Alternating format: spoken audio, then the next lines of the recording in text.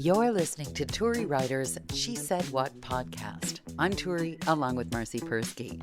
In this installment, it's hot, but there are varying kinds of hot, and there are various things you can do about it, including, at Marcy's house, giving up bathing.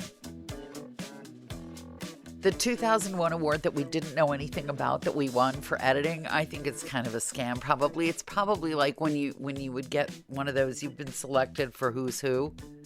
How did they get us, though? I don't know. Random. Why don't you explain what it is that we got an award allegedly for? Somebody today asked me for a link to our podcast. And since I realized that all the little business cards that you gave me were sitting at home on my dresser, which is where they belong, I Googled for us, right? Right. Up came Whelp magazine. And my brain immediately went to dogs giving birth. Yeah. I'm not sure if this is good or not to find us categorized in Whelp. So I call it up, and Turi won an award for editing. They gave you an award for podcast editing, like the top 10 edited podcasts on the internet. That's such a weird award. I mean, theoretically, the more you cut out of it, the better this would be then. I guess. I don't know. But it didn't really say anything about our podcast. No. It just gave our bios. Yeah, I think it's probably. Do you remember in high school, you can be a who's who of American academia. Just spend $5,000 on an Encyclopedia Britannica sized copy of Who's Who with your name in it. It was the scam of the century. I don't know what Whelp magazine is, but I kind of looked for it. Yeah. And it didn't quite look like it was anything at all. It was kind of all over the map, like great recipes for macaroni and cheese and Yum. 62 best automatic transmissions. And I don't know, you could look it up. At least we're not one of the best automatic transmissions. I might feel pretty good about that. So, yes. I hate people. Well, this is not news to me. Okay, it is 87 degrees up here. Mm-hmm. 87 degrees. That's bad up at 7,000 feet when you're praying for rain. Yeah. When Vermont's stealing all the rain from us. Oh, come on. I know. Did you see their cars like floating down the roads and Look, stuff? I did see that video. I had to drive to Flagstaff for an appointment this morning. Yes. And I bribed the youngest child to go with me by telling her I'd buy her breakfast. So I had my appointment. We went to the restaurant. There were 4 tables all in a row, right? Okay. And 3 of the 4 tables complained that it was too cold in there. Oh. And the poor guy who was the server, host, I mean, he was the only guy in there. He's probably cooking too. Yeah. Said, well, we have to keep our thermostat at 78 so that the kitchen staff doesn't burn. Yeah. 78 they were complaining. Yeah, well, maybe they have a rare disease. And if they don't, I'm sure you're wishing that they do. I'm giving them one. I'm not kidding. We have 2 air conditioners going in this house, and it's 82 degrees in the house. Oh, that's bad. As much as I love my log cabin and where I live, logs just like suck in heat. Well, it's great in the winter. Kind of like in one of those kilns. You're living in a kiln, basically. I'm living in a kiln. Yes, I'm Clay. You can call me Clay. Mr. Bill. Oh, no.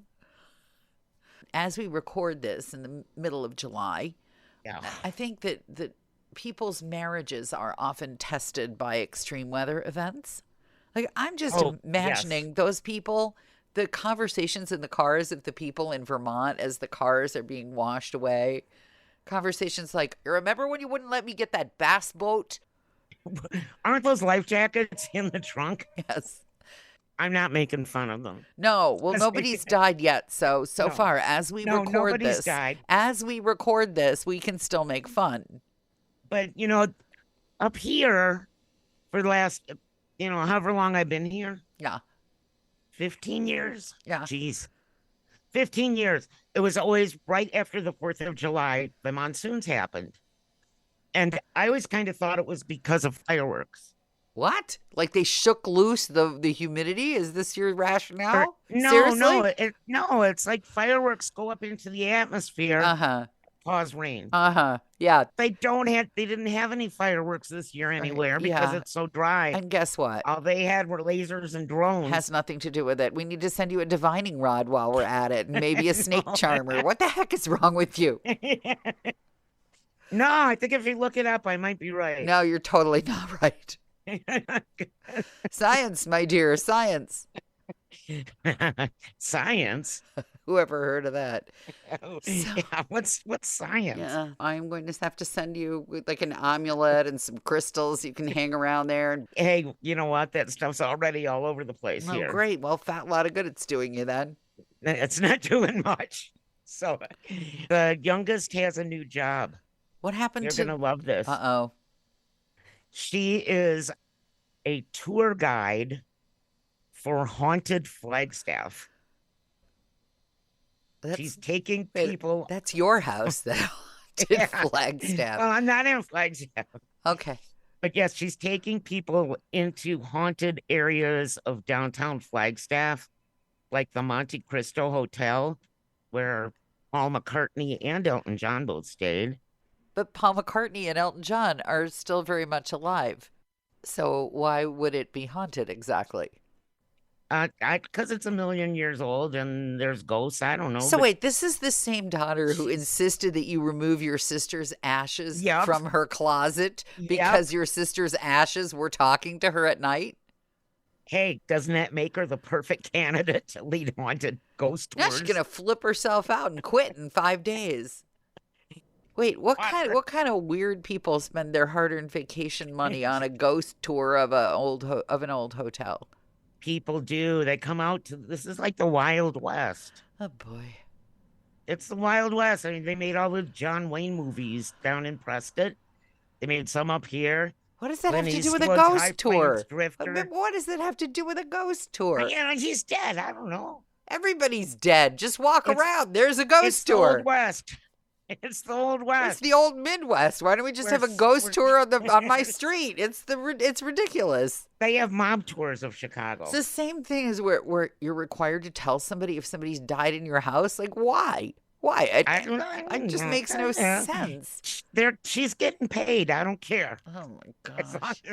As long as she pays her rent, it's fine with me. And they tip the tour guide, right? Yes, she also gets tips. Oh, good. Well, I guess she'll better have to work on that thing. Yeah. Oh, well, we can coach her then. Yes, I can teach her. All right. Did I tell you about our water? I think you put an Instagram up that nobody can have a splash pool this year. Yep. The price of our water doubled. Literally doubled because of the tourists. Because of the tourists? Yep. It's during tourist season only.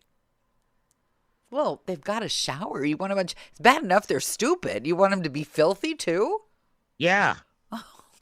When our water price doubles and we can't have a little baby pool to sit in the backyard, yeah. I don't care how they smell. I don't go where they go anyway. All right. So that's disappointing. I think you need the tourists more than you. I mean, you need your water, but you need the tourists. That's the only thing standing between you and a 100-mile drive to get dog food. That's true. Well, chewy. You know, if you want a head of lettuce at anything under $40, you better hope those tourists stay. True. So, yeah, no, they get to use water. You win a little bit. You don't want stinking tourists. I don't need your stinking tourists. You don't want your stinking You don't want stinking tourists. It's bad enough, that there are so many of them that want the air conditioning turned up. These people turned down. 78 was too cold for them. Right. Well, that's what I mean. Go back to Phoenix. Turn up the thermostat. Where it's 115. I don't know what to say.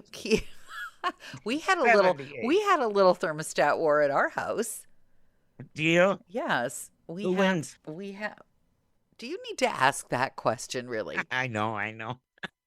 Well, Who runs the world? Girls. We run the world. Right. We have 2 air conditioning units that sit outside our house.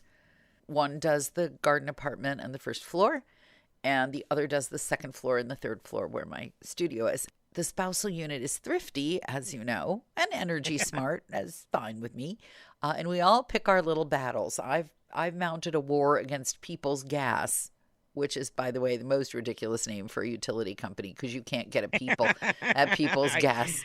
I find it amusing. Yep. So I have my own little war against them. I'm just hanging all the laundry all over the house. But the spousal unit conducts the thermostat war portion of the ongoing multi-front battle. And so we don't air condition the top 2 floors until we have to use them. So then it's getting time to go up to bed. So then begins the negotiation of when do we close the windows and turn on the AC. And he is telling me, oh, it cools down so quickly. Well, you can sort of guess how this goes. We go upstairs and it's 82 degrees on the second floor and we turn on the AC. And he goes to bed and I'm still downstairs. I come up giving it a chance to get cool and it's an hour and a half later. It's still 82 degrees. And at 2 a.m, I'm trying to sleep and it's still 82 degrees. So I wake him up because I can feel that it is blowing warm air upon me. And of course, his first instinct is total denial. That's cold air. Yeah. Fortunately, because we have a thermostat, I can point to it and say, no, it's the same temperature as it was 3 hours ago. It is not cooling down slowly. It's not. And then after like 4 hours, it goes down 1 degree because the sun is down, right? Right. So in the morning, we have another marital spat while I suggest he call the air conditioning repair service, and he insists that really it's something he can learn to do from YouTube.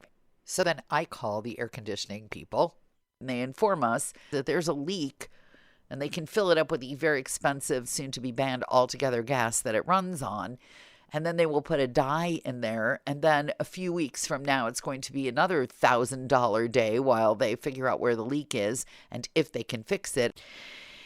We would still be waiting, though, if it were up to the spousal unit, on the idea that somehow there is a god of air conditioning that comes down and bonks them with a magic air conditioning god wand, and suddenly they start working in the face of all evidence that they are not.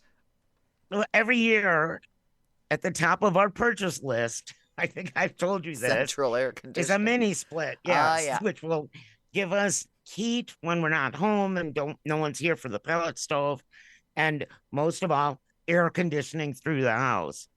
Here's what I would do. I would make a trade-off. Instead of the morning showers of the entire family, just make a family pact. None of us is taking a shower this morning. We're all going to go sit in the splash pool together, all of us, and throw soap pellets at each other.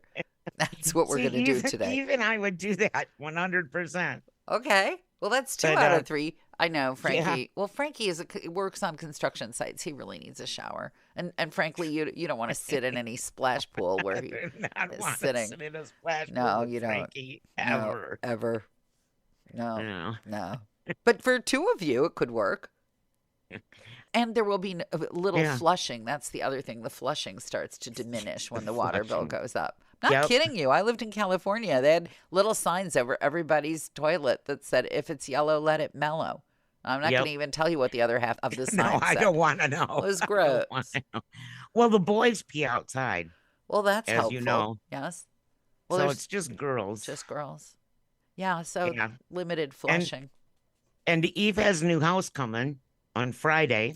We're trading in her little one-person fifth wheel for a palace, basically, for a 2-bedroom, 2-bath, giant living room, bigger TV than we have. Does it have a solar unit on the roof so that yes. Oh, good. Okay.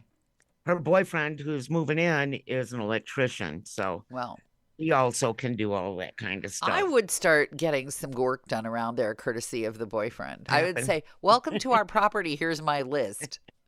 You want to live with my daughter? Actually. Here's my list." Yeah, he's actually done a lot besides bring Butters back. I was going to say, the one thing I know he's done so far is bring back that reprobate of a dog you had. No, he's great now. The threshold of acceptable behavior on your property, that's what I think is the difference. Yes, the threshold is very low. I think it's that. That's why we're always happy.